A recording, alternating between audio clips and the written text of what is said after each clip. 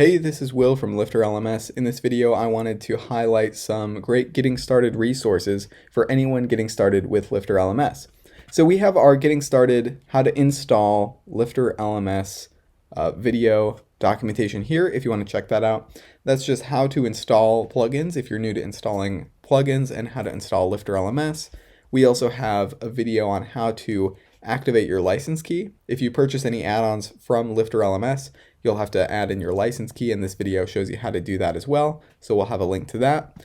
And then for general getting started, the Quick Start course is a great jumping off point. It talks about general things like themes, how to create a course in LifterLMS, how to add a name, description, lessons, and quizzes. This is just a great resource where you can see what LifterLMS looks like while learning how to use it. And then we also have a full site build video if you're interested in seeing click by click how to build a LifterLMS website.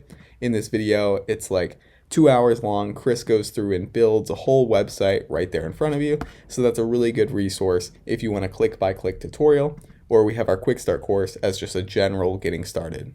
Feel free to let us know if you have any questions about LifterLMS in the comments below this video, or send us a contact form on our website. I'll see you in the next video.